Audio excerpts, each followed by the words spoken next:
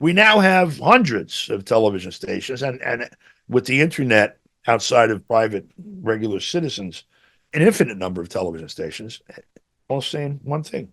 One thing. They all say one thing.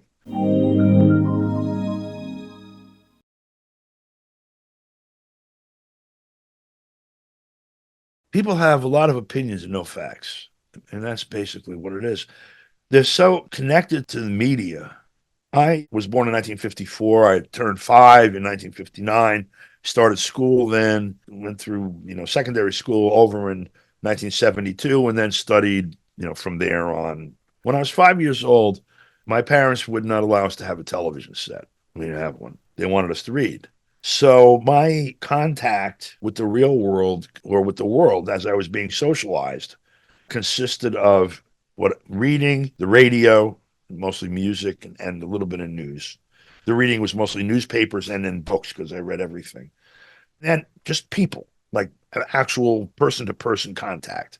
There was no virtual contact. It was all real, with the exception of reading and sound. As I got older, we kind of fed into the paradigm that developed. We were kind of late stage. People my age, other people my age mostly, grew up in front of a television set. And they're different. Their understanding of things is different.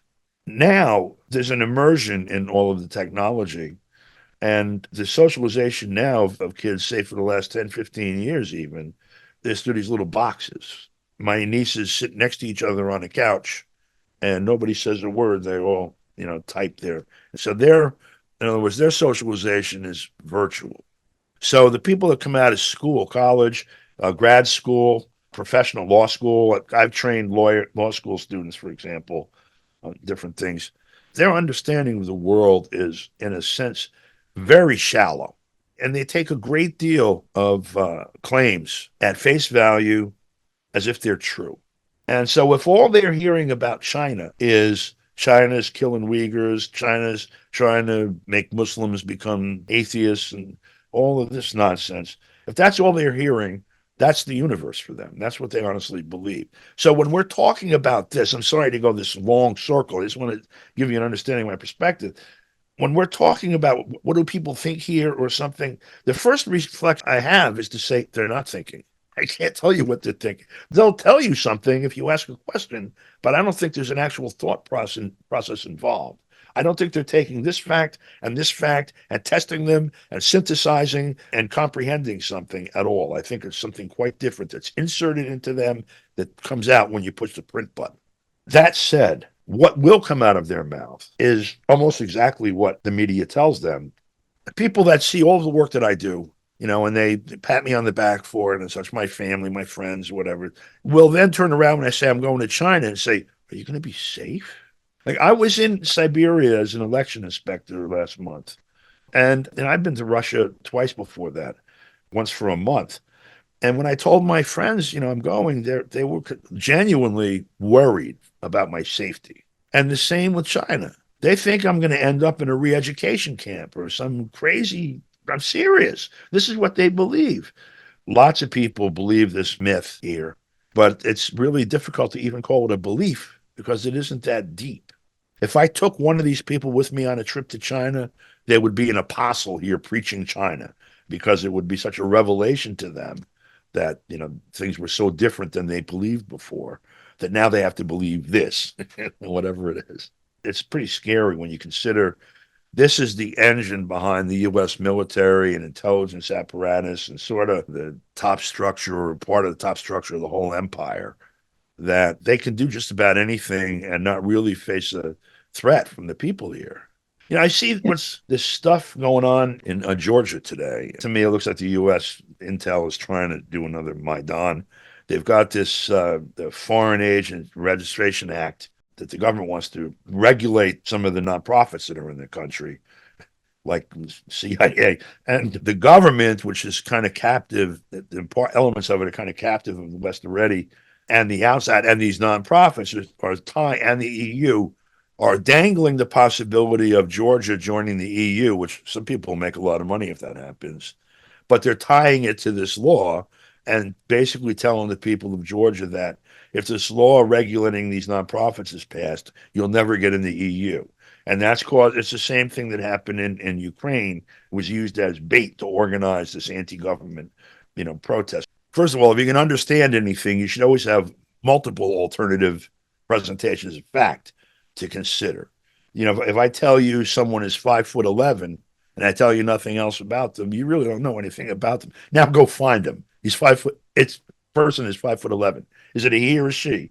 Do they weigh 5 pounds or 500 pounds? Do they limp on their left leg? The more data you have, the larger your data set, the more of an understanding you have about things. Here, across the board, and this is a phenomenon that I watched it develop. When I was 5 years old, I used to go to the store over the course of the day. In New York City, there were 6, 7 daily newspapers, and then there was a local one where I was in Irvington, New York, and in Ossining, New York. And it was my job to go assemble them as they came in, pick up the morning papers, pick up the afternoon paper, pick up the evening paper, because they came that way, and leave them for my father to read. I read them all myself. I learned the second or third day that I did that I had to fold them back just so and whatever. And so each of these papers, you would see stories, some big ones. Like I remember what they call the Cuban Missile Crisis here, for example, when in October 1962. I was 8. I was 8 years old. I remember reading the Journal American, the Daily News, the New York Times, the Wall Street Journal, the Herald Tribune, and the Daily Mirror. They were talking about different things. On some issues like that, there was a unity of, I'll call it now, ideological perspective with respect to the Cuban Missile Crisis. Soviet Union was wrong, Cuba is evil, and we're right. That was true across the spectrum of coverage. But there were some very significant differences in the narrative and also in which facts were presented in different papers. And you also had multiplicity of television stations later, like this existed then. I didn't see it, but from 65 on, I saw it. We had CBS, NBC, ABC, something called Metro Media, which is now Fox, something else that was adjacent to the Daily News and Chicago Tribune, and then a PBS, a public station. Each one had their own news department, and each of the news departments presented what they thought was important. Sometimes there was a story in one that wasn't in any of the others, and it was of some significance. Other times they all covered the same story, but they told, different tales. This changed over time, and I was watching it close. I was from say 1978 forward. I was involved as a public access television producer.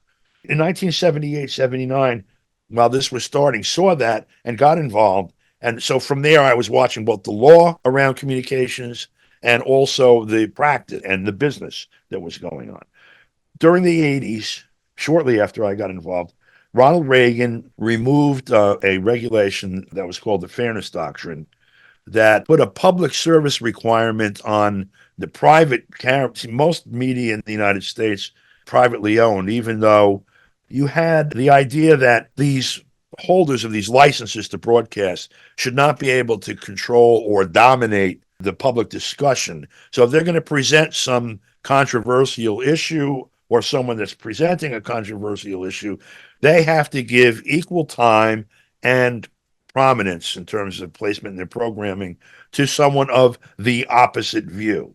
Now, I realize in reality is not binary like that, and what they did was a binary system. That was called the Fairness Doctrine. That was the extent of public involvement in the broadcasting. They eliminated that in the 80s. In the 90s, both the rise of the internet and all kinds of social media starting to bud, they negotiated an entirely new regime for telecommunications in the United States called the Telecommunications Act of 1996. This was Bill Clinton and Al Gore and what are now the tech giants. And what that did was place control of the internet in the hands of these, in essence, private interests. I mean, you have internet, you have Google and Microsoft and all these monsters. And as these things happened, the ownership of the newspapers, where I had 7, now there's 2, and they're owned by the same company, and the New York Times, so there's 3, because the Wall Street Journal and the New York Post are both owned by Murdoch, for example. And those 2 and the New York Times are the New York City newspapers now. I mean, there's little inconsequential ones, but that's it. Same happened with television. You now have Fox, CNN, MSNBC. That's essentially, and then CBS and ABC and NBC. That's essentially the media landscape. I think the first time I really noticed it, which was before the 96 Telecom Act, was in the propaganda for the first war in Iraq in 1990/91, where no matter where you turned, everyone was talking about tying yellow ribbons around trees and incubator babies and the whole bit. There wasn't really a dissenting voice anywhere.